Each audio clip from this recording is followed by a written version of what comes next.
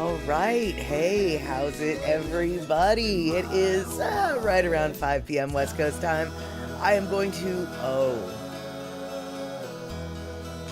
Okay. I do know it's around 5 p.m. West Coast time. I do know it's around 8 p.m. East Coast time. And I do know it's about 7 p.m. for our Central Time folk, but I don't know what time it is in Hawaii, actually. Is it 3? I think it's 3 p.m. Hawaii time. I hope someone can tell me what time it is in Hawaii so I can remember. Because we've got the whole kerfuffle with the time shuffle. Hey, I didn't even mean to do that, but I rhymed. Awesome. Cool. Okay, so Gina coming in with the actual time. DJ Smook also coming in with the actual time. So now that we know what time it is, why don't I say hello to everybody who is here on time, unlike me, who, anyway, looks like Shock was here letting us know the schedule. And of course, we had Terry come in with a bunch of Raiders. And Crazy Fist was here saying, hello, lady. In fact, I think Crazy Fist came in here even before the raid. And so, of course, Terry in Scotland here with the raid. And Darlene Pinella came in on their raid for sure. Cola T, greetings, Saturn Crew and Raiders. Over here of ever there was a time I needed a distraction, this is it. So happy to be here. Yeah, you know, Cola T, I gotta tell you, it was a little bit hard getting up to be motivated to do much today. And this stream was without a doubt one of the whip cracking smack diddly-yackers that made me go, all right, you know, let's do some things. And we've got DJ Smook, who I already said hello to, but yes, Indeedly-doo came in with the raid. And Gina, of course, we knew was here because she knows what time it is, but she's just going to stay K for a minute until, of course, she told us what time it was. And then Rick in the house saying, how's it? Devin, a face we have not seen in a little bit. Good to see you, Devin. In fact, Devin, later on, I hope you can hang out for a minute because later on we might have a topic that you're interested in because I know that you used to, or maybe you still do, catering, and I think y'all know we've got some food to talk about. And let's see here. And Picola T verifying, Rick verifying, yes, it's 3 p.m. Hawaii time. And so, all right, we've got eMusic coming in, and let's see who else. Shock coming in on the YouTube side, which I'm really glad. Yes, you can borrow Smack Diddly-yacker. Yes, you absolutely can. And let's see here. What was, I was only 1 minute late. Oh, good, Darlene. Well, sort of, but I got no lipstick on. I've got no eyebrows on. There's all sorts of things, but I suppose I shouldn't have mentioned all that.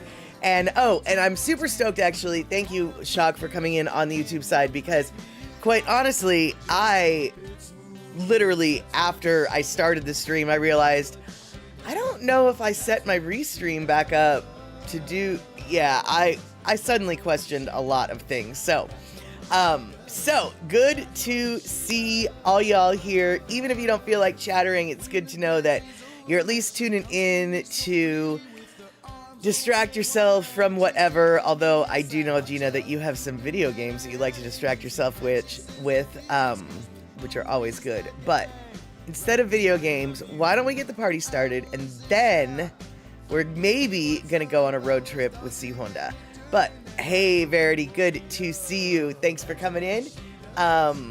Let's get the party started, shall we?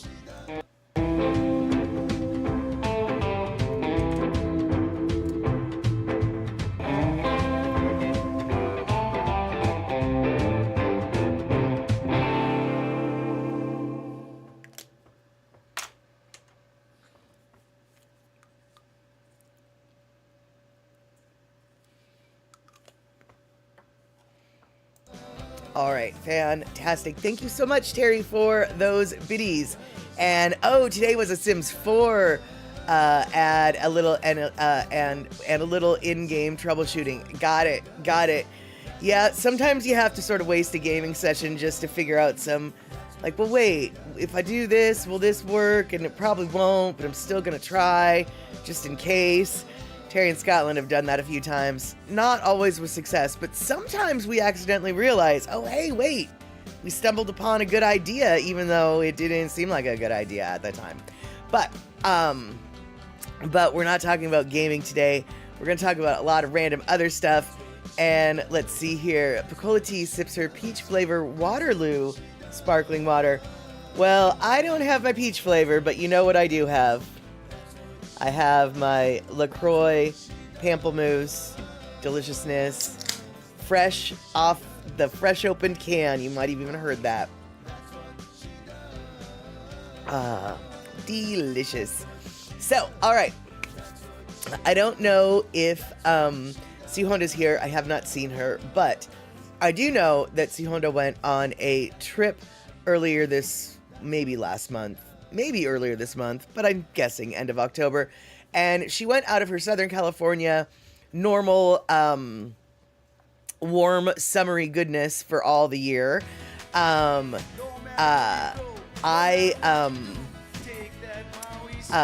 I saying? I got distracted by the Sims talk, as it were. Okay, so, she, like Terry in Scotland, trekked across the United States, only not in a video game, actually to go visit some relatives, I'm assuming. And when she was there, she got to witness some beautiful, beautiful fall feathers, actually was what I wanted to say. Fall leaves that were falling, like feathers, I guess.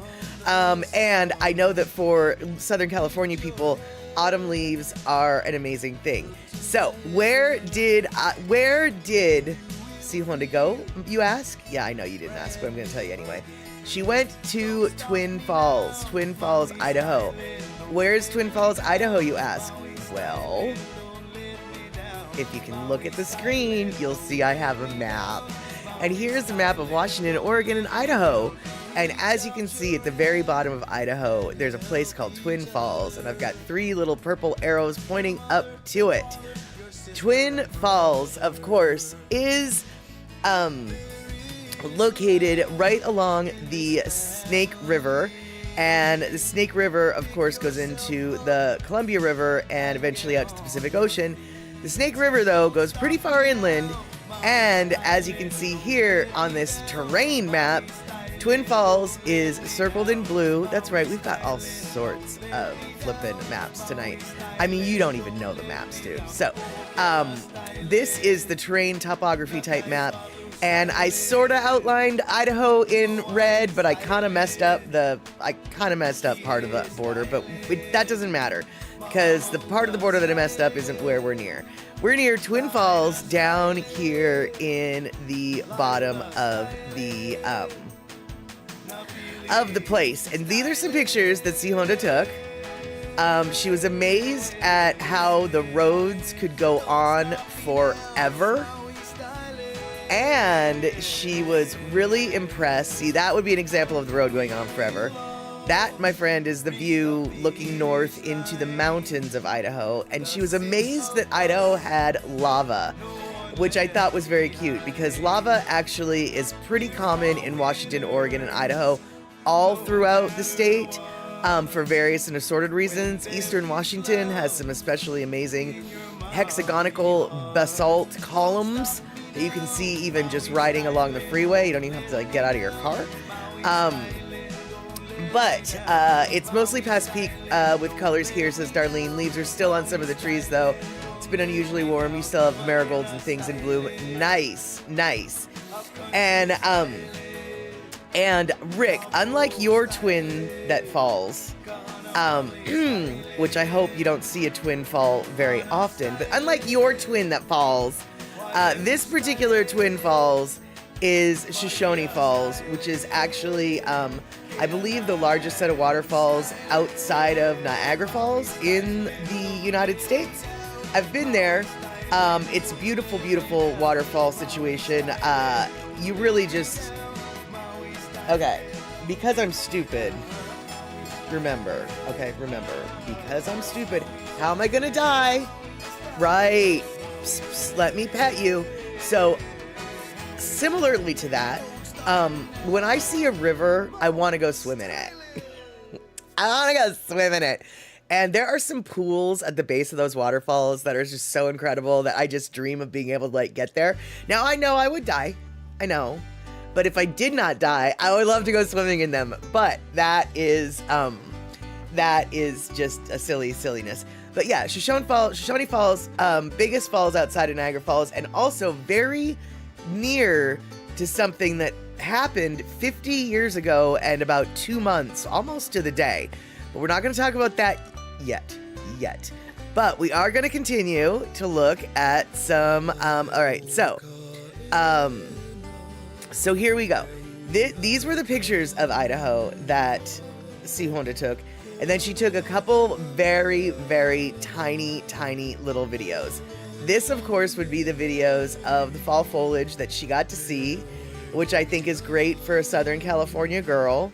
She got to see actual fall colors. Now, personally, I think the fall colors in Seattle are more vibrant. We've got a greater variety of trees, but that has nothing to do with the, that has everything to do with the city planners and not the natural abundance of trees, because these are obviously all planted by city planners. So that was one video. Hey, DJ Smook. And here is the other video. And this video, well, here we go. Boom.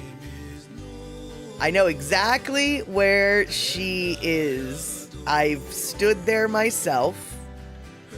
And this video and this river, the Snake River. Here, let's, why are we stopped? Play. There we go. This river, the Snake River, this video, you might be like, huh, this sort of looks familiar. Why is this not moving? I don't understand. Okay, that was weird. But there's a viewpoint in Truck Sims of this spot. Not at all surprised, because this particular bridge is the bridge that is in that video. And Pecola T, you would have to look straight ahead. Not looking over the side would freak me out. Oh, Pecola T, you don't even know what you're about to see. So you see, this is the bridge. This is the Perrine Bridge. It's the Memorial Bridge. That is the bridge that Sihonda had in her videos. And do you want to know what people do off of this bridge? People do a lot of weird stuff off of this bridge, and one of them is called base jumping. Here, let's watch.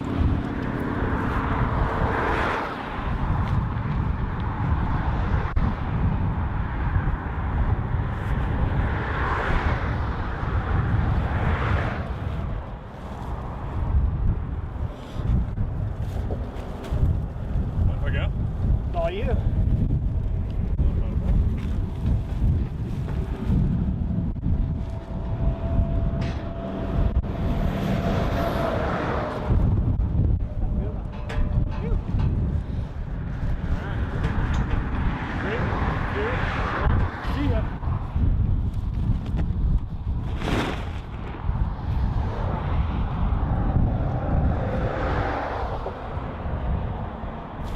Can you tell if my camera's rolling? You're rolling, yep. All right.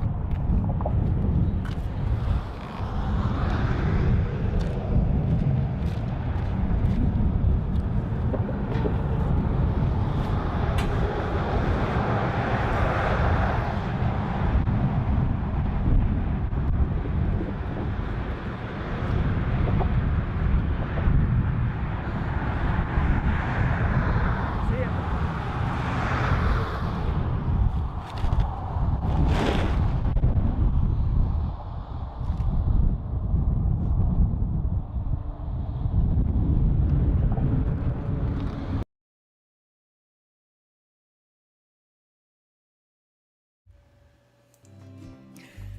When I was there, because I have been, like I said, to that bridge, we saw people doing that. And where Sihonda was standing when she took her video was where we were when we were watching people jump off of it. Now, it's insane, it's crazy, but they do it. I mean, it's as you can see, that bridge it's a main highway that runs from the highway, from Freeway Interstate 84 down across the river into town. And so you have to go, that bridge is a main thoroughfare bridge, and they're just jumping off of it like no big deal. Well, basically, they're jumping off of it, sort of like this one guy that you might have heard of. And if you're looking at this bridge and you're looking at this site and you're thinking to yourself, why does this look so familiar? What about this looks familiar? And then you go around and you're like, oh, whoops, wait. And then you go, oh, that's why. Oh, that's why this looks familiar. That's right. 50 years ago, September 8th, 1974, Evel Knievel attempted to cross the river on his motorcycle. Now, granted, it wasn't that motorcycle. It wasn't a regular motorcycle. It was like a steam-powered sky cycle that looks like a rocket. And if the picture of the Evel Knievel X1, X2, these ones, that's what he used. That's what he tried to use to try to cross the bridge.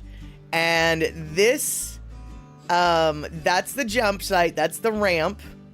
And then this, okay, oh, whoops, hold on. Damn it. Darn it. Oops.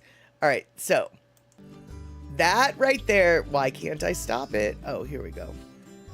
I know why. All right, so. Okay. I told you we were going to have maps. God dang it. Why won't you stop? Why can't I stop this? Oh, I know why I can't stop it. There we go. Oh, and did I stop the music on accident? Hold on.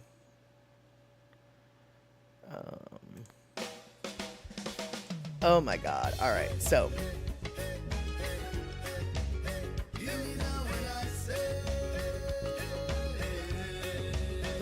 Flub. What the flub? All right. So here we go. On this picture that I finally got to, you can see the Snake River is, you know, that blue thing. And on the far left of the screen, Highway 93, that's where the bridge is that we just saw the picture of, where people were jumping off of a perfectly good bridge. Yeah, that's where the bridge is. So if you look to the east of that bridge, you can see that little purple camera? It says Evel Knievel Snake River Canyon jumping site. You can see the you can actually see the ramp that they used. And let's see here. That's the jump site, and then, that's a picture of the jump site, and then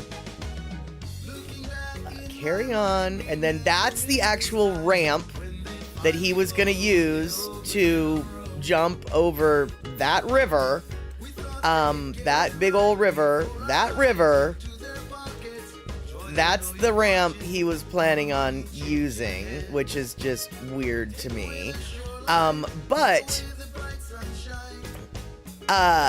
And I can't tell you, let's see here, I cannot tell you how many times he almost died from that foolishness, because he died like of natural causes, or like of a stroke, or like of old age. I mean, I know you don't really die of old age, but I don't think he actually, here's what I can tell you. He might have ended up dying from complications from a wound from a long time ago, or whatever, I don't know. But I do know that he retired and was alive for decades afterwards. Like, I do know that he didn't die directly from any of his injuries.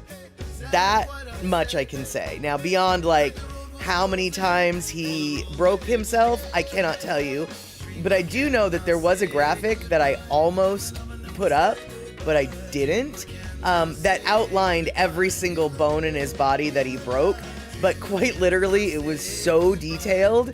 There was so much stuff on it that I was like, I can't even show this picture because no one's going to be able to really see what any of this says, because there's so much on it that it's like, this little blah, blah, blah, and then this little blah, blah, blah, and then he broke this one on this. And it was just so completely full of injuries that, yeah. Okay, yeah, so the Google says he died in, 2007. He stopped his shenanigans, like, before the 1990s. So he lived for decades after his shenanigans. And he died from complications of pulmonary disease, which quite frankly, I don't think the pulmonary disease probably had much to do with his adventuresome stunts. That being said, I don't know anything about his medical history, but yeah, too much smoking, I guess, right? Right. And so, let's see here. What did, yes, Bacola Tea, it was on television, and C Honda, thank you so much for coming in. We are just talking about some things about, I assume, if I'm correct about where you were, because I've just shared your pictures and your videos, I'm going to assume that you were in Twin Falls. You were in Twin Falls, Idaho. And the reason why I know that you were in Twin Falls, Idaho is because I am very familiar with that particular bridge and what goes on it, including the Evel Knievel. Oh, you were here? Okay, yes, including the Evel Knievel stunts. And, let's see here. Yeah, the crashes didn't get him, but the smoking did. Exactly, yeah, it's crazy, Gina. You know, it's funny how life works, isn't it? But check this out, y'all. Now, you guys might know this. I actually had no idea.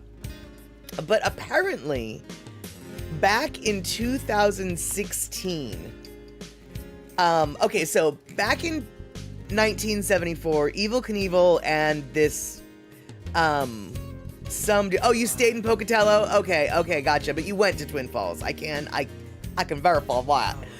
But it was Evel Knievel and one of his friends or one of his co-creators, or one of his partners that tried to have him jump over the Snake River. Didn't quite work.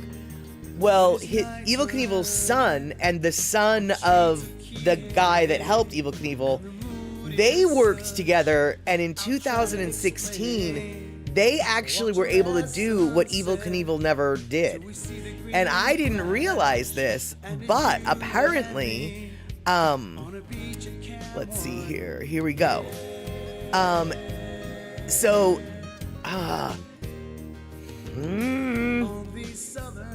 right, so Evel Knievel, he was unsuccessful. The jump was unsuccessful, had been debated for 50 years. Ironically, Knievel's son Kelly and Robert Truax's son worked together with Hollywood stuntman Eddie Braun to do what Kelly's dad could not. On September 16th, 2016, Idaho News 6 was there to watch Braun jump from the North Rim just east of the Hansen Bridge and land successfully on the south side. And to give you an idea of what that is, there we go. If you see in the red dot there, that is the original Evel Knievel attempt at the jump, and it didn't work. But over here on the far right, different bridge, the Hansen Bridge, the other bridge, different bridge. That area is where they apparently were able to successfully make the jump. And so why the Evel Knievel chose his spot versus the spot that his son chose, I don't know, because the spot that his son chose was very clearly thinner. So, and see, oh, you didn't know? Yeah. They actually are gonna, the jumping site is on private land, so you can't access it without permission, but the city is thinking about trying to purchase that land and creating a park for it. And you can actually see, if you know what you're looking for, from that bridge that the people base jump off of, you can totally see the ramp. And then if you go to the Shoshone Falls Park, which is just to the east of the Evel Knievel jump site, you can also see the ramp really well. And so, yeah. So Twin Falls, very, very unique little town, has their base jumping situation, has their Evel Knievel history, and then of course they actually have a successful. In 2016, it actually they did it. And so I wish that I had seen that on the TV. I wasn't able to find any video of it, otherwise we would be watching it. And yeah, Sihonda, the Shoshone Falls is closed right now, unfortunately. Really is unfortunate because when I went there, it wasn't closed, and the falls are quite impressive. I don't know why the park is closed, and I don't know. I'm hoping that it will be reopened because it's a really lovely spot. But I'm just so stoked that you were able to see some fall leaves, because I know that in Los Angeles, fall leaves are probably a rarity, sort of like palm trees up here in the Pacific Northwest. And Lady Misty, I'm so glad that you were able to come here for a minute. Have yourself a good night, and I hope to see you on Saturday, where we're going to be watching Reservation Dogs on Twitch Map Statter. We're going to watch the last 4 episodes of season 2, and oh my god, and the reason why I'm like this right now is because I just read what Sihonda said. There's no water in the falls? That's why it's closed? Oh. Well, that's not disturbing at all. Oh. Oh my. Oh my. Oh. Is that... I know that nobody knows this, but is that normal for this time of year? Is, like, are the falls cyclical? I am... After winter, it will be full. Oh, I guess it is the end of the summer, technically. Winter hasn't started yet.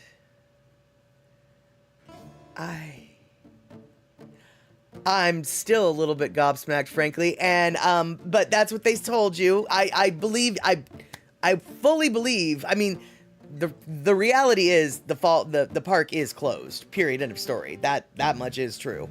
It even says so on Google Maps. But yeah, didn't really realize that it had that much fluctuation.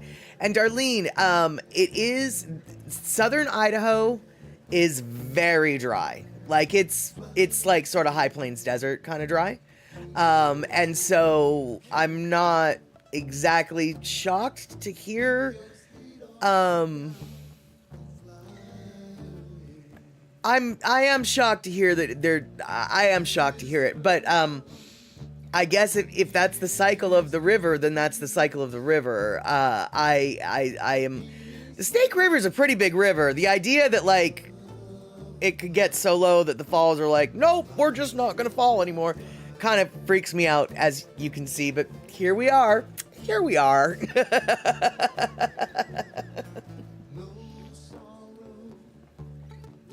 But, 2... You had your first frozen custard, worth the trip. Yeah, oh, Sihonda, tell me about it. Frozen custard.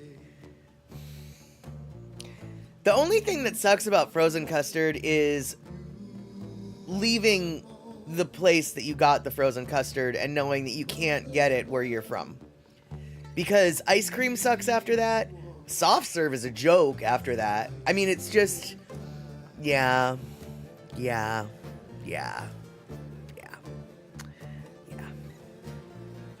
But, let's see here. Oh, you found this. Twin Falls, Idaho. The Idaho State Department of Agriculture is closing Shoshone Falls Park due to the invasion of the quagga mussel. Well, okay, but wait, what?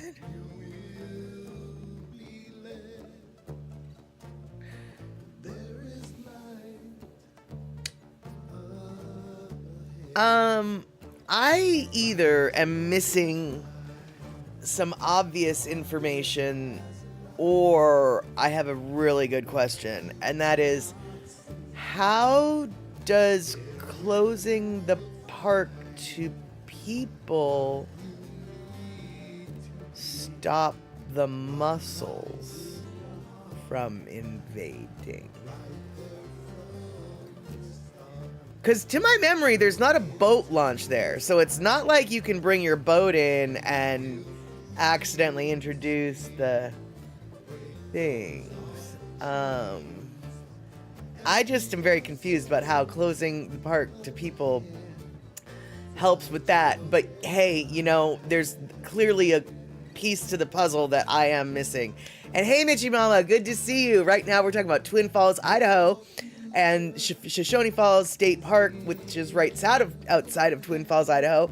And Shoshone Falls is the Twin Falls of which the town was named after. And Darlene is, and apparently Shoshone Falls Park is closed. And Terry said that they're closed because there's a mussel invasion, an invasive species of mussels invading the falls. And Darlene suggests maybe they're cleaning things up and don't want people in the way, because I'm confused about why you need to close the park. But if anyone knows why, I would be super stoked to have a better understanding, because I really know that I am missing some important information here. Well, no, exactly, Rick. That's what I was thinking. I was like, I wonder if the stopping the water might stop the mussels, but how do you stop a river? No, I was actually thinking that myself. I was like, well, maybe they're drying out the falls and diverting the water somehow. But yeah, but then it presents a right. Yeah, maybe they block the falls to kill them. Yeah, these are all thoughts that I'm like, is that what's, yeah, I'm very curious. And yeah, mussels are edible. Some of them are, I think, but I'm not so sure if, well, when it does come to invasive species, they are encouraging people to eat all of them, generally, if you can. But yeah, I don't know enough about those particular mussels to have any idea about why someone would or wouldn't want to eat them. Or perhaps the river's just gross and you don't want to eat stuff from it, because the river that's running outside of Seattle is like that. The Duwamish Waterway, you do not want to eat anything from there. But Darlene, maybe something to research. Yeah, it is definitely, that's not how you spell that. Shoshone Falls. Why closed? Yes, it is something to research. In fact, I just took a note. Of course, you couldn't see that, but I did. I wrote stuff. Hey there, James Monet. Good to see you.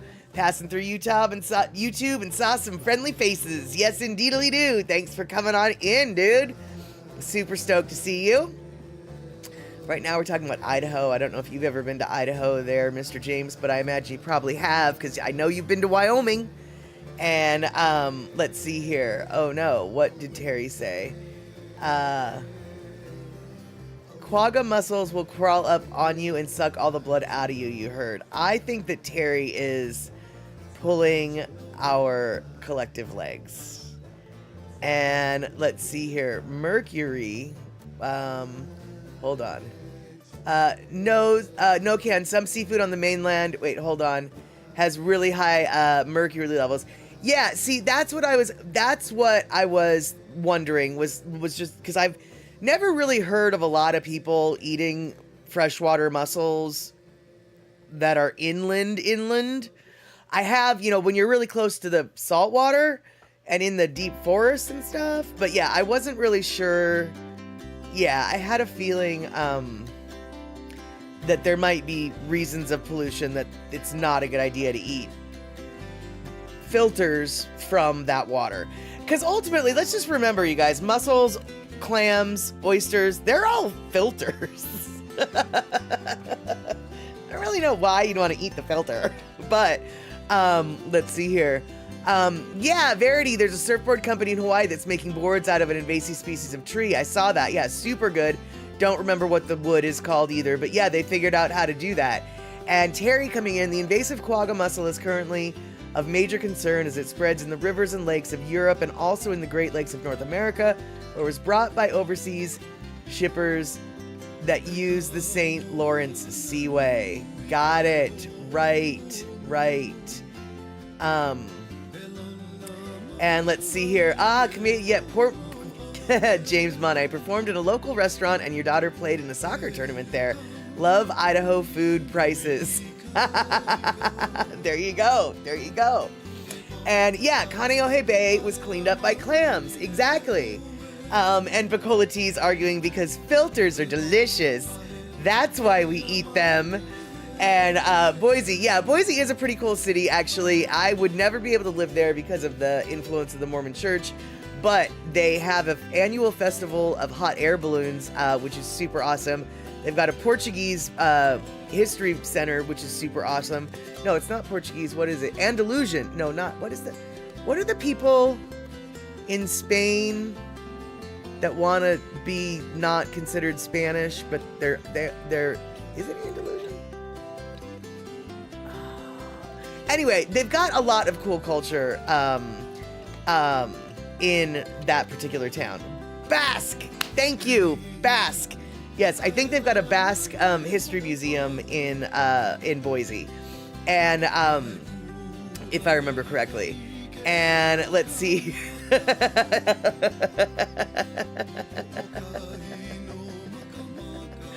Oh my God, Mitchie Mama, in college, the boys next door brought home clams from Kaneohe Bay. Some clams had toilet paper on it. I did not partake. Oh, Mitchie Mama. Oh, I cannot. I mean, do you remember, did they get sick? Because I feel like they must have gotten sick. Did they get sick? They got sick, right? Tell me they didn't get sick.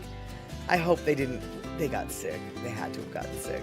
Oh my God. Yeah, no. And you just cleaned the lint filter in your dryer. You'll pass on eating some of that. Right, yep. And Darlene, your son-in-law's father lives in Boise and he grew up there. Your daughter's family has been to visit there and says it's a beautiful place. Well, you know, it is a beautiful place in its own way. But I have to tell you, I guess just because I'm not a huge fan of desert, high mountain desert, it is pretty. But north central Idaho, y'all, and when I say north central, I don't mean Coeur d'Alene, I don't mean where the white supremacists live, I mean north central Idaho, which, yeah, that's right. North central Idaho, that would be more like the Nez Perce Reservation area, sort of where Washington ends and Oregon begins, like, you know, just west of, say, Pullman, south of Spokane, or excuse me, east of Pullman, east of Spokane, a little bit south, that whole dark green mountain area, that is the most beautiful part of Idaho. But as you can see, Boise is just where Idaho starts to get kind of ugly. But you have a view of the pretty part of Idaho from Boise, so that's all good. But, yeah, north central Idaho is, Boise has its beauty, Twin Falls has its beauty, Pocatello has its beauty. That whole area, especially as you get further east in south, when you're in southern Idaho and you go further east towards Yellowstone, the geological features start getting amazing. There's hot springs everywhere. It's super flippin' cool. Because Idaho, though technically not part of Yellowstone, has a lot of geological features similar to Yellowstone. Because at one point, the Yellowstone hotspot was actually under Idaho. The Yellowstone hotspot is moving, or rather the hotspot isn't moving, but the tectonic plates are. So anyway, we won't get into that, but oh no, everybody is worried about those clams now that we've mentioned their filters and Mitchie Mama brought up the toilet paper. And yeah, James Money, you are not a fan of dry air at all. No, not even. Curly hair is not a fan of dry air. It is not good at all. Speaking of which, I haven't forgot. I'm gonna send you some conditioners to help with your hairs. because comedian James Vaughn is thinking about trying to grow his hair out, and I'm so excited, and I hope he does. And C Honda, you did Hot Springs at night, 40 degrees. Well, I'm assuming that there was 40 degrees in the air, but the hot springs was much warmer. Yeah, the hot springs are awesome, dude. I mean, there's a lot of cool stuff in that area. But my favorite part of Idaho is the north central part, not the northern panhandle, but the north central. And I cannot emphasize enough. Perhaps it's because I'm white. I just need everybody to know I'm not a fan of the part of Idaho where white supremacists are known to be. That's not my answer. And Rick, that's right. Good hair care starts with Prell, only that's a lie. Don't ever put Prell on your hair. Don't ever put Prell on your hair. And Trail Dust, so good to see you. You have a way of coming in at just the perfect time. It is just about our Lono listening break, and as per our usual, I did want to, I try to pick a Lono tune that has something a little bit to do with what we're talking about, and considering we were talking earlier about jumping over the Snake River, or base jumping off of a bridge over the Snake River, the two things that you have to have in common, or the one thing that you have in common to do either of those things is, man, you gotta believe. So, today, our Lono listening break, believe.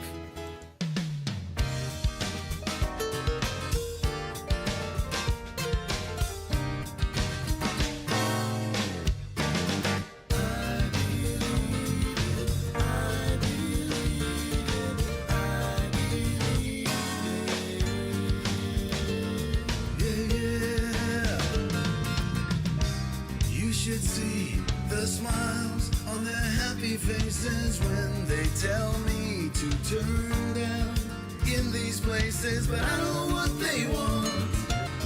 Play the kind of music, then they tell me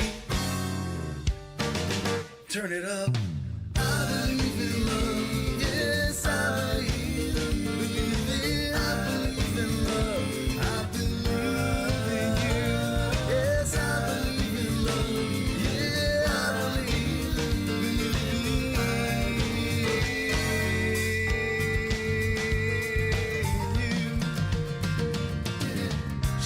Someone who could make you do all sorts of fun. Brand new cars and diamond rings, but I know what she wants. Play her kind of music, then she tells me turn it up.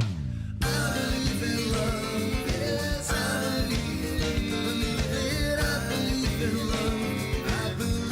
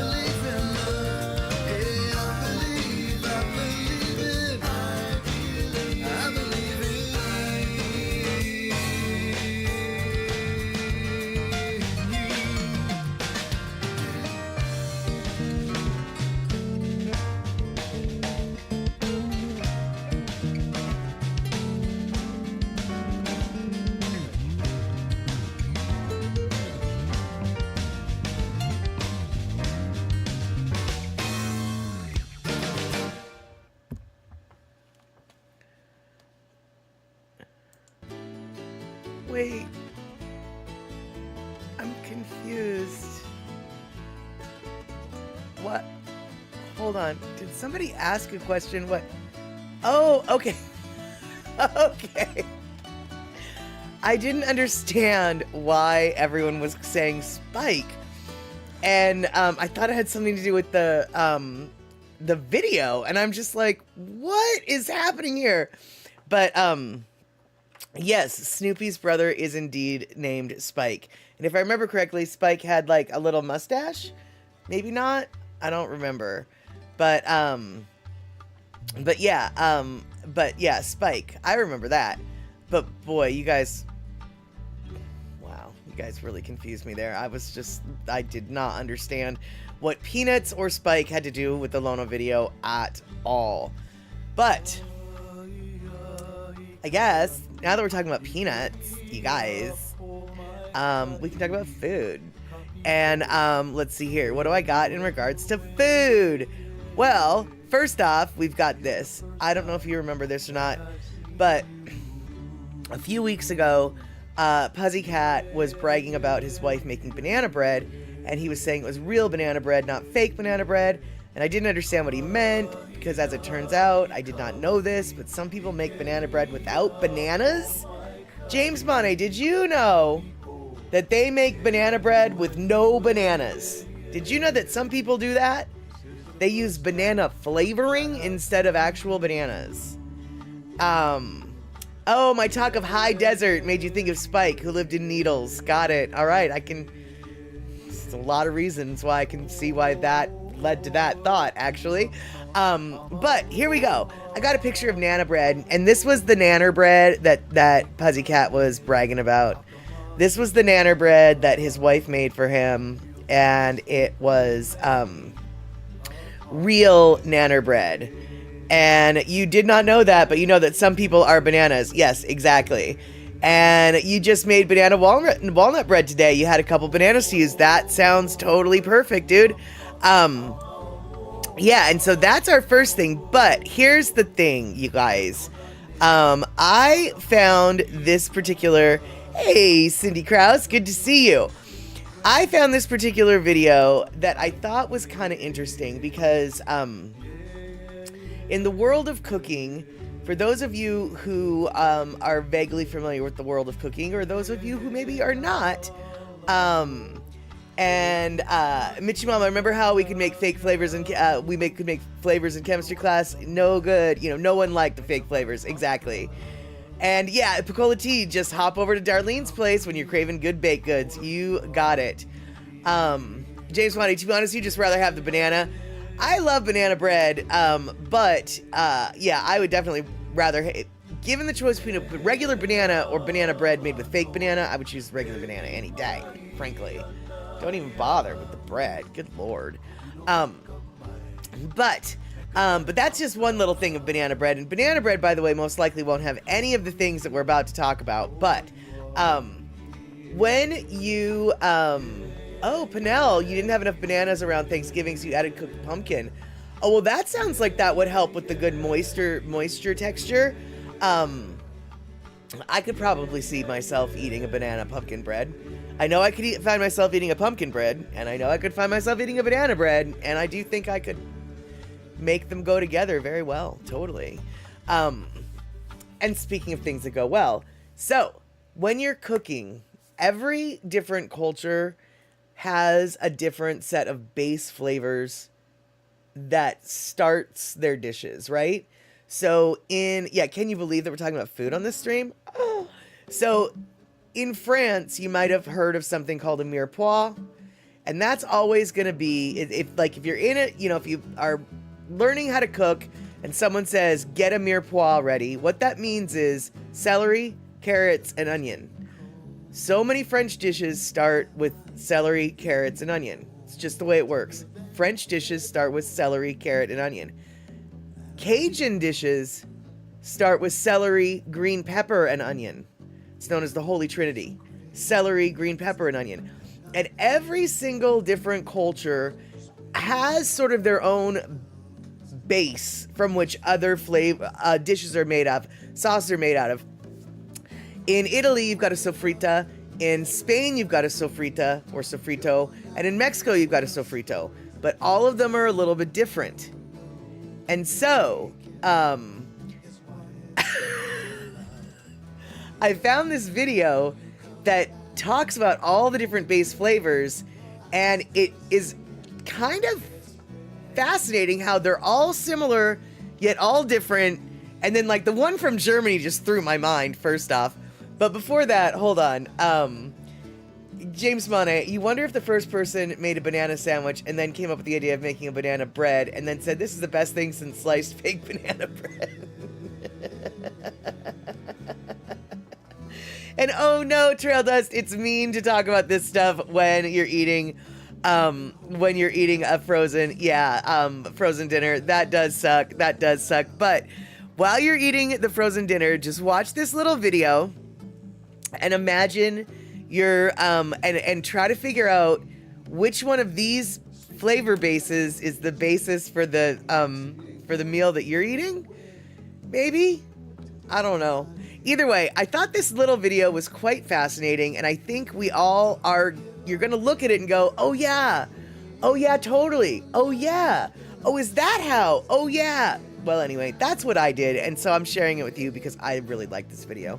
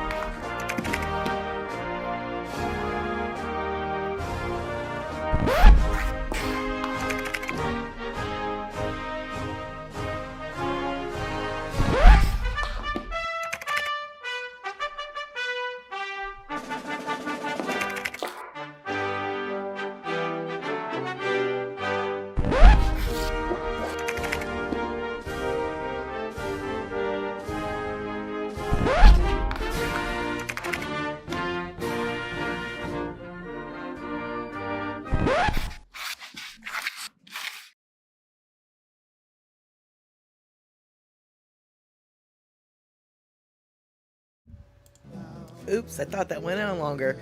Yep, so there you go. Now, you probably were able to go like, oh yeah, hey! I know, right, Darlene? I didn't really realize there were so many different ones either, especially like, you know, you've got the Mexican, you've got the Spanish, you've got the Portuguese, you've got the Ecuador, you've got like all these things that are just like so similar, but just like one off. They're all so similar, but just one little ingredient switched out for this instead, or like a different kind of oil is used for this instead, or whatever. I thought that was particularly fascinating, and I also thought that this was really interesting because I always knew this, but I never like knew this. But for all y'all who do cooking with chili peppers, you know, say Mexican food or other spicier stuff, but generally the Mexican stuff, not necessarily the Asian stuff. But boom, there's different names for the name for the fresh pepper is different than the name for the dried pepper. And so, let's see here. All right, James, good to see you. Yeah, get ready to go do a show, and we will hopefully see you soon. Thanks for stopping by. Hopefully we didn't make you too hungry. And Cindy, yeah, mine always depends on what I have on hand. Yes, absolutely. But in regards to the chilies, the Mexican chilies before and after, some of you guys probably knew this. Well, first off, I don't even know what some of these chilies are. Like, what is a bola chili? I have no idea. It looks like it's spicy. James Mana, you're always hungry. Yep. Yes, Terry in Scotland. Scotland, exactly. Chipotle is just a dried jalapeno. And an ancho chili is just a dried poblano. I've never heard of a chilaca chili or a pasilla chili, but I did know that I do know what Anaheims are, but I didn't know that they were Colorados once they turned red and dried. I have no idea what a Mirasol chili is or a Guajillo chili. I've heard of Serrano, but I don't think I've ever heard of a chile seco. And I have no idea what a bola or a casabel is. But yeah, for those of you who like to cook with some chilies, here's what you need to know. Dried chilies do not have the same name as their fresh chili counterpart. And yeah, I had no idea. And so I was hoping that Devin was here so she could tell us more about these things, because she used to be a caterer and I am not a caterer. And so I am clueless about a lot of these things. And let's see here. Yes, Darlene, I've also heard of ghost chilies. Yes, they're supposed to be really hot. And Mitchy Mama, I don't know chilies because I don't like heat in my food. Yeah, I don't really either, but what I can tell you, I know enough about chilies to know. Okay, cool. Gina, we'll see you in a little bit. And Verity, okay, so many questions and I'm trying to find where did they go? Where did they go? There we go. Okay, so Verity, is that mild to hot, top to bottom? I don't think so, because Anaheims are way less spicy than jalapenos, and Serranos are way more spicy than jalapenos. So I don't think, and Poblanos are not very spicy either. So I don't think they are in any particular spice order. But what I do know is Anaheim and Poblano I generally can handle.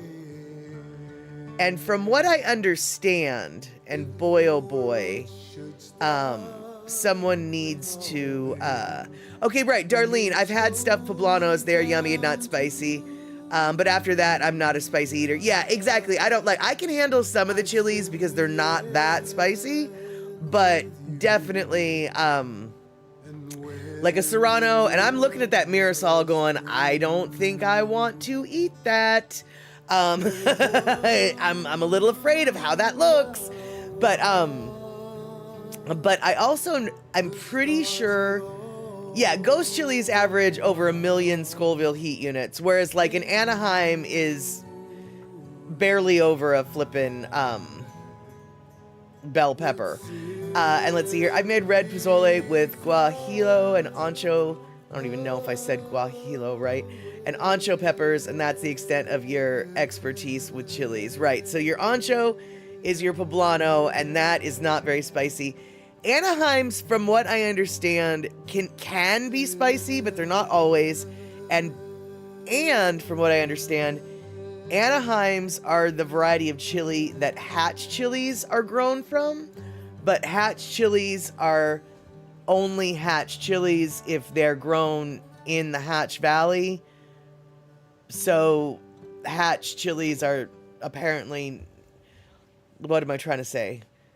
All Hatch chilies are Anaheims, but not all Anaheims are Hatch chilies, I think. And Verity, your dad used to eat them till his eyes were red and he was sweating. And Trail Dust, absolutely no peppers in your frozen dinner. All right, there you go. There you go. And Darlene, I would not only say that he had a strong stomach, but he had strong intestinal fortitude, if you are picking up what I'm laying down, because what goes in must also come out. And the stomach must be hearty, but the whole system from top to bottom needs to be as well. You know what I mean? You know what I mean? And, let's see. So, yeah, let's just hopefully not get too into detail. Okay, so now we're just talking about all sorts of random cooking hints and tips here today. These are some things that I came across over the last couple weeks. And then this one last thing, which I thought was kind of interesting, but I also don't anticipate anybody who's watching this on their phone is just going to be like, oh, this is useless as tits on a bowl. But he had a crazy mind as far as you're concerned, says Verity.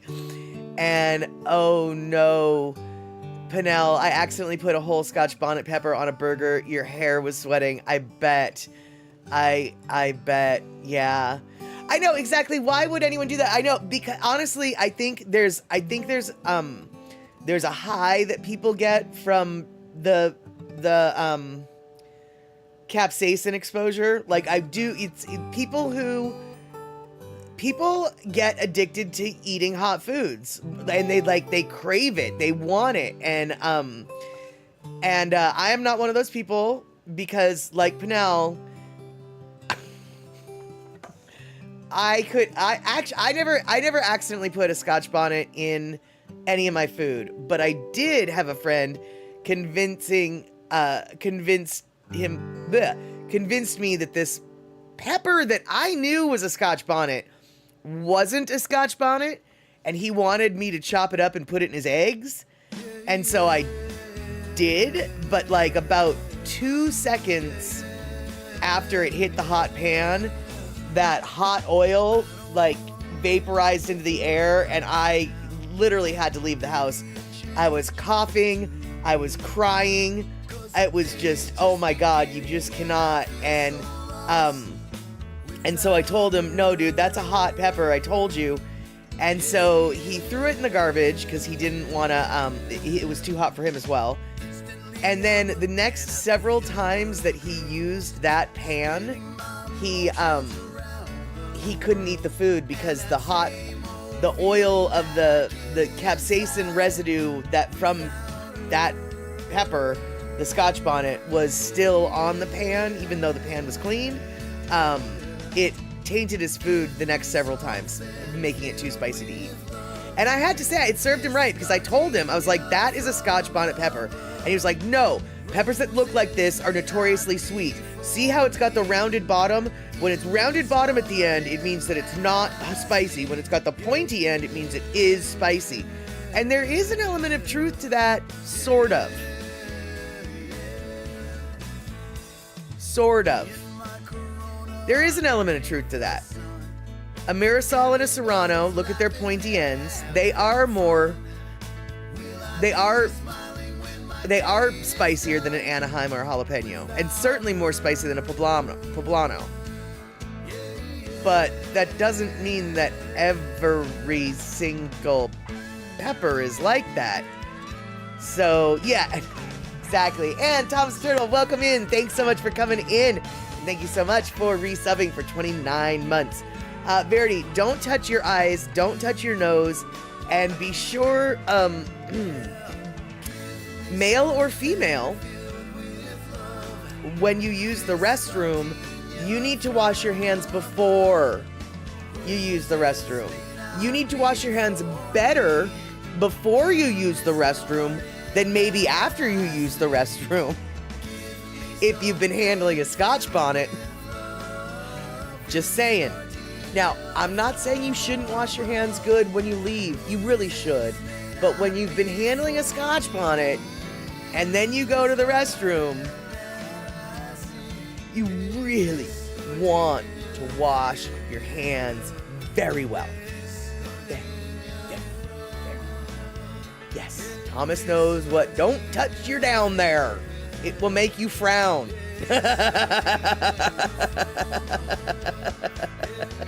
because that thin layer of skin is mighty sensitive. Doesn't matter if you're a lady or a man. It doesn't matter what parts you got. It doesn't matter what parts you got. Any part you got, it's a sensitive one. Oh, it was made for sensitivity. And let me tell you, that skin is thin down there. Right, exactly. Yeah, you wash your hands a lot after the Scotch bonnet. Exactly. You don't touch the baby, not even once. Yes. And exactly, Cola Tea, honestly, yeah, the reality is you wear gloves when you chop hot peppers because it burns. Oh, under the fingernails too. I didn't even think about that. And exactly, Verity, yeah, you make that mistake once and then hopefully you learn. Yeah, exactly. And if you don't learn, well, then you just deserve it. Yeah, exactly. The throwaway kind gloves. Exactly. Exactly. The disposable ones. The disposables. For sure. For sure. Alrighty, so let's see here. What else we got today? We've got these, we've got that, so we've got the other things. Oh, I know. And Cindy Krause, you have special gloves for dealing with peppers. Right, yeah. Let's see here. All right, so speaking of foods and things and stuff, I came across this chart and I thought it was quite handy. So, whether or not, if you're on a big screen, this will be more useful. It is crazy that you'd eat something that you wouldn't touch. It is actually, Cola Tea. But you know, hey, you have a strong intestinal fortitude. Is what we're calling it. And exactly, Verity, you learned it well enough to speak of it years later and try to pass on the lesson to others, because sometimes you're not trying to make it all about you. You're trying to make it so people learn from your mistakes. Let me tell you, not everybody listens when you try to let them know what your mistake was and that you don't want them to make it. But some people do, and those people are very thankful that you got to make the mistake and they didn't have to. Exactly. It burns both ways. Yes, that is exactly it. That is exactly it. And, all right, so speaking of burning, y'all, when you burn stuff, you smoke stuff. And when you smoke stuff, you can smoke it differently. And so here we have it. Let's find out, how do we smoke stuff? And no, I don't mean, how do we smoke stuff? I don't mean, how do we smoke stuff? I mean things like cheese and meat. Let's do it. Boop. So, when it comes to smoking, y'all, as it turns out, not every wood is equal. In fact, there isn't one bit of wood that is good for every kind of smoking situation. And so we've got here on the top all the different things that you might smoke. Because yeah, Darlene, smoked meats are yummy. And I saw this and I was like, ooh, hey, check this out. So, kingofthecoals.com came up with this little handy dandy chart. And first off, what they want you to know is do not use cedar, cypress, elm, eucalyptus, fir, liquid amber, pine, redwood, spruce, or sycamore for smoking food. And even though the natives do use cedar planks to cook their salmon, I can say in regards to smoking, they don't use cedar. I would never use cedar. Cedar is got a very strong flavor, but it's not one that you necessarily want on your food. And a lot of that other stuff is very resinous and has a lot of sap and probably doesn't taste very good either. But in regards to wood you can use to smoke, you've got yourself the alder, the apple, the cherry, the hickory, the lilac. Lilac wood. I did not know you could use lilac wood to smoke things. Maple, mesquite, mulberry, oak, orange, peach, pear, pecan, plum, and walnut. Yeah, exactly, Darlene. Some of those are not only strong flavors, but absolutely toxic. Abso-flippin-lutely. But interesting, Verity, exactly. lilac. I've never heard of such shenanigans. And quite honestly, I've never heard of anyone using orange wood to smoke stuff either. But I guess if you want to use orange wood, you can smoke pork or poultry. It looks like pork can be smoked using anything. Any of these woods pork can be smoked with. And chicken is pretty good, I guess, with anything except for mesquite and walnut. But God, I don't know. I disagree. I like a good mesquite flavor on a poultry, so I might have to argue with this flavor table because I love a mesquite smoke on a good piece of halibut. And they say mesquite's not good for the seafood. And then lilac and cheese. Yeah, I'm so confused. Rick, what? Nobody uses pallet wood? Well, they make pallets out of 3 different kinds of wood, and only one of them I think is garden safe. I'm not so sure that any of them are smoke safe though. And huli huli chicken might be from mesquite. My best guess is, Mitchie Mama, if it's not from mesquite, it's from Keawe, or however you say that, the Hawaiian version of mesquite. And let's see here, Pinnell, you have to be very careful with cedar. You can make cedar tea, but it's complicated to make safe. Right, exactly. And that stuff is everywhere and it's free. Yep. But you have to pay attention to the stamp on the wood that they put, because like I said, pallets are made from 3 different types of wood. One of them is chemical treated, one of them is compressed, and one of them is something else. And only one of them is safe to make gardens out of. And I doubt that you want to cook with any of it, but I don't know. And let's see here. Picola T says, Mr. P has become the Traeger master, sets it and forgets it, monitors on his phone, adjusting temp as needed. He uses pellets. Right, and so the pellets, if he could get peach pellets or pear pellets, he could get some good venison smoking going on. But yeah, apparently if you're smoking cheese, you want to do hickory, lilac, or maple. Okay. And if you're smoking vegetables, I've never heard of that, but okay.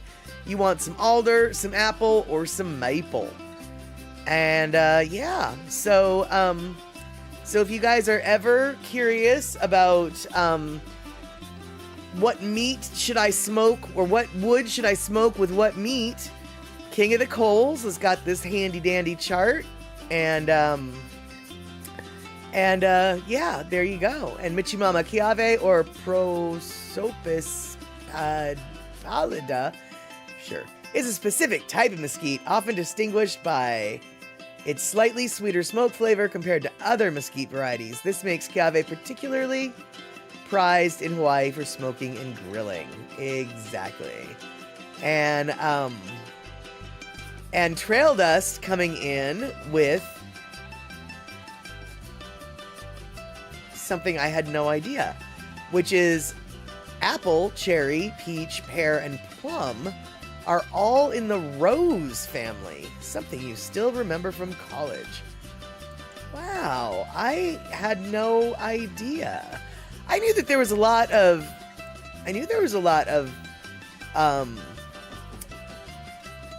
plants that are in the rose family, and there are a lot of plants that you wouldn't think were in the rose family, but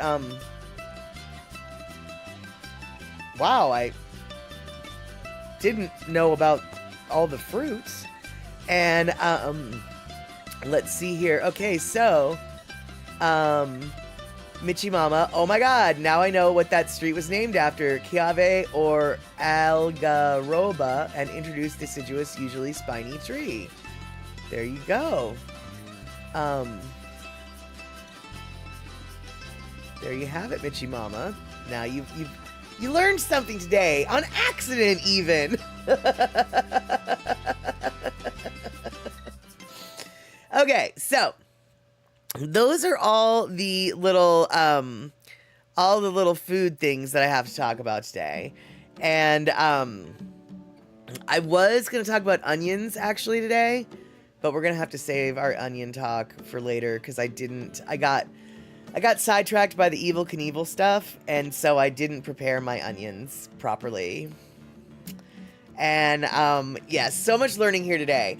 There is so much learning here today, and if you want to learn 1, 2, 3 more things, this is a quick little video. It's about 6 minutes long, and you'll learn some stuff about Seattle, and it's kind of spooky, and maybe I should have shown this before Halloween, but on the other hand, it's not really about Halloween. It's more just,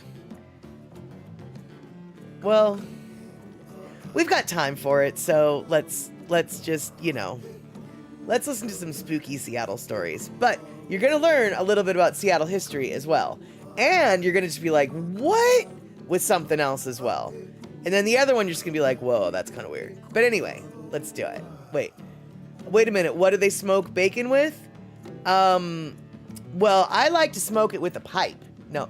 I don't know. I know that sometimes hickory. Let's see here. Hold on. Okay, so pork. Oh, well, pork could be done with literally anything, but the bacon that is in my fridge is, the label says hickory smoked. My best guess is it's not hickory smoked at all. It's actually probably made with liquid smoke. But yeah, hickory is what's on the package of my bacon. And Pinnell says maple bacon is quite often a thing. True, but Pinnell, I thought that, I don't know this. I was always under the impression that maple bacon wasn't necessarily smoked with maple wood, but it had maple syrup flavor on it. It was flavored with maple syrup. But I don't know. I've never eaten it because I don't like sweet meat. I don't like my bacon to have syrup on it. And so I've always thought that meant it had it was sweeter. But maybe I'm wrong about that. Maybe it's not sweet at all. I don't actually know. And I've definitely heard of applewood smoked bacon, but generally, applewood smoked bacon is usually a little bit expensive.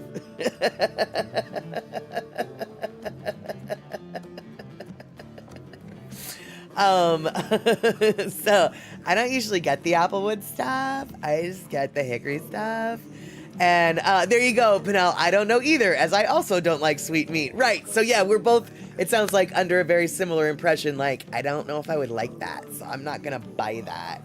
Because bacon's expensive, and why would I buy something that I don't know that I would like when I know I like that one? Yeah, exactly. And yes, we are very predictable here, Trail Dust. Bacon? Let's talk about bacon. And your chinchilla eats applewood. Oh, wow. Where do you get the applewood, Michi Mama? I mean, I don't think of Hawaii as full of apple trees. I have no doubt that you can grow an apple. I just don't think of Hawaii as full of apple trees. Hey there, Chris. Good to see you. We're talking about smoking meats with different woods, and how applewood smoked bacon is the best. And hey, Ken, maybe when you have maple bacon, does maple bacon taste like maple syrup on the bacon? Or is it bacon that's been smoked with maple wood? I know you probably don't know, but on the off chance that you do know, I'm asking you because this is the last question that was posed, and all of us said, I don't know. And, yeah, Verity, apples like cold. I know, that's why I was like, I don't really know, but they do get snow in Hawaii, so there might be some parts of the slopes of the mountains at some elevations that can do the apples, maybe?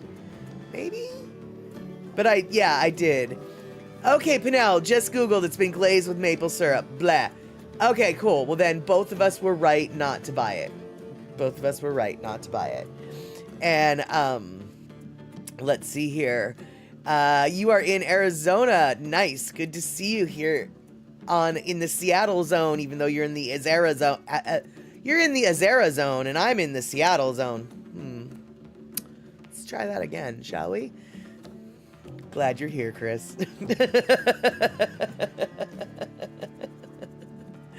All right, so one last thing for the learning, and it's random learning things about Seattle history in particular, and sort of creepy things about Seattle history. It's just a 6-minute video, so we're on the verge of, like, we're probably going to go late by a minute, but so what? Let's watch a spooky video about crazy Seattle history and what can happen after you die.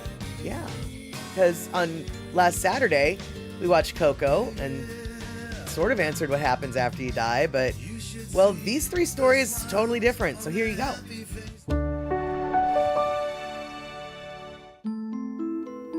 People have pondered life after death for millennia, but one phenomenon is much more tangible: death after death.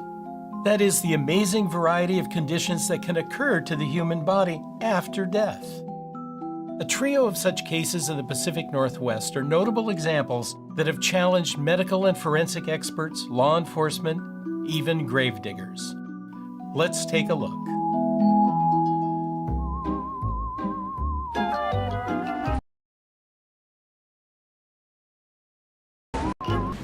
The case of the petrified madam. Our first strange case involves one of Seattle's first real characters, Mary Ann Conklin, better known to early settlers and travelers as Mother or Madam Damnable. Conklin was said to have washed up on Seattle shores in the 1850s. She had married a sea captain who abandoned her in Port Townsend. In Seattle, she took over running the city's first hotel, the Felker House, a 2-story prefab affair shipped around the Horn from back east. It seemed to offer a touch of civilization. It would rent rooms for guests, but also for temporary courtrooms and meetings. It was also said to be Seattle's first bordello. In the mid-1850s, an uprising of indigenous people threatened the settlement, the so-called Battle of Seattle. At this time, the hotel appeared on the first map of the city as Madam Damnable's.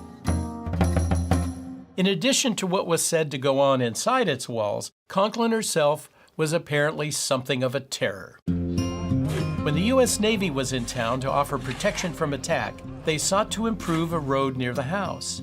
The navigator of the sloop of war Decatur recorded an encounter.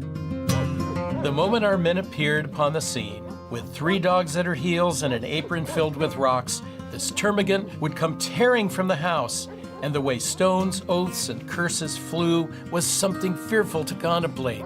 And, charging like a fury, with the dogs wild to flesh their teeth in the detested invaders, the division invariably gave way before the storm, fleeing officers and all, as if old Satan himself was after them. She was, he wrote, a demon in petticoats. Conklin died in 1873. In 1886, the bodies in her cemetery were exhumed to turn the burial grounds into Denny Park. When they dug up Conklin, the head of the reburial project told the Seattle Post-Intelligencer, quote, "On removing the lid of the coffin, we found she had turned to stone.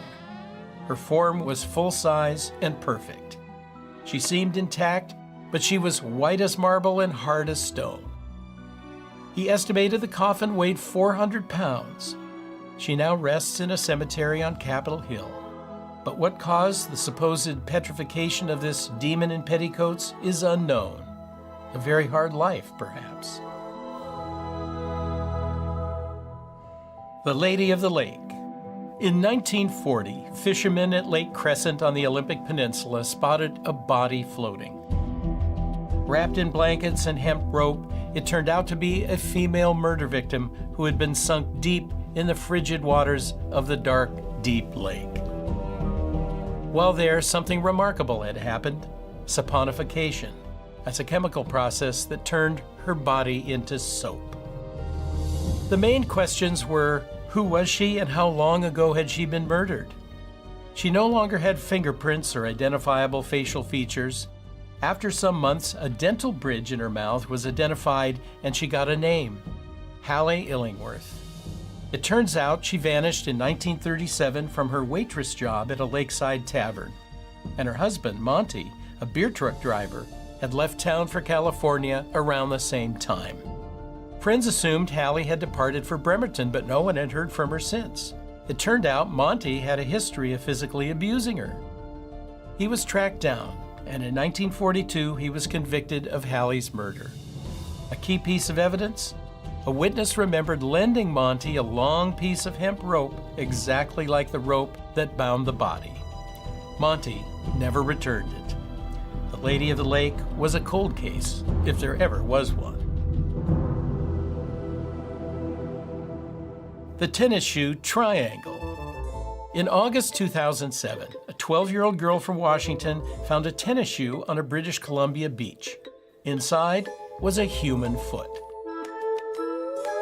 What was a bad day at the beach soon got weirder.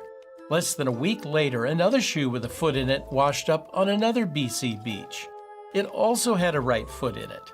A local spokesman for the Royal Canadian Mounted Police told the Vancouver Sun, "Finding one foot is like 1,000,000 to 1 odds, but finding two is crazy."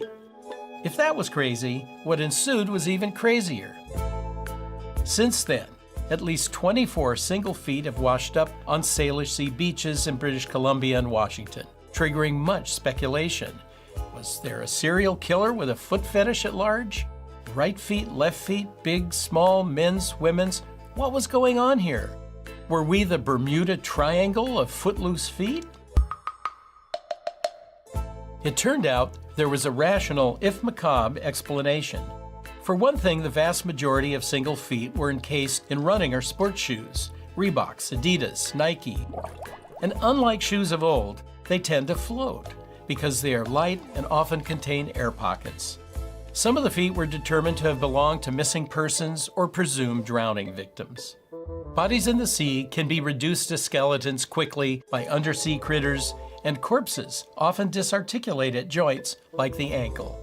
Currents within the Salish Sea and the outflow of the Fraser River can keep such things bobbing around. Voila, foot flotsam. People may talk about ghosts, ghouls, and scary spirits, but often physical changes after death offer examples that are weirder than phantasms and that make even stranger true stories.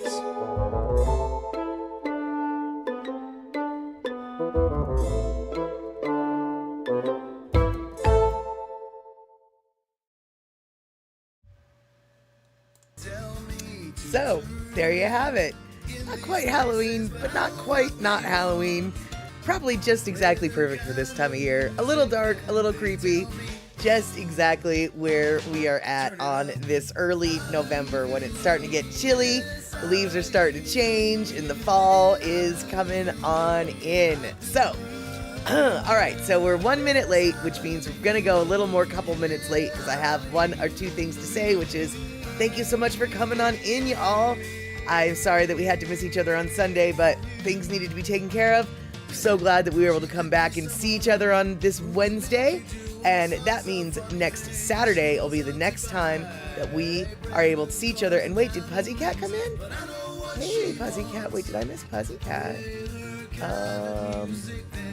Did I miss Puzzycat? Well, Puzzycat, if I missed you, I don't see you. But if I missed you, super stoked you're there. Anyway, oh, right, gives a whole new meaning to waiting for the other shoe to drop or float, says Picola T. That's exactly it. That is exactly it. All right, so, well, you know what, Gina? We're just going to pretend that he's lurking, and we're super stoked that he's there anyway, so how about that? But I want to thank everybody for hanging out. I want to thank everybody for chitter-chattering along. I want to thank everybody for subbing and resubbing. And mostly, I just want to thank the mods for being here just in case. I don't think we had a reason for them to be here, but we never know when that is going to happen. So it's always awesome to have all the bases covered. Now, I also want to remind everybody, 6 p.m. West Coast time, Saturday on Twitch, we will be resuming Statterbox at the Cinema. Only remember, it's MAP Statter. That's MAP with a P, Map Statter. And we will, instead of watching movies, this week we're going to watch the last 4 episodes of Reservation Dogs, Season 2, episodes 7, 8, 9, and 10. And so, let's see here. 6 p.m. West Coast time is 4 p.m. Hawaii time. Yes, we discussed that at the very beginning of the stream today because I got a little bit confused. But yes, for Hawaii, 6 p.m. West Coast time is 4 p.m. Hawaii time. All right, so hopefully we'll see you guys 4 p.m. Hawaii time, 6 p.m. West Coast time, 9 p.m. East Coast time, 7 p.m. for our Central Time folk, and those poor mountain folk, I know. It'll be, no, wait. 9 p.m. West East Coast, 8 p.m. for our Central, and 7 p.m. for our Mountain Time people. I'm gonna stop helping now. Okay, I'm gonna stop helping now. Right, exactly right. It's 8 p.m. Yeah. I'm gonna stop helping. All right, so see y'all later. No more helping from me. Thanks for coming in. Have a good week.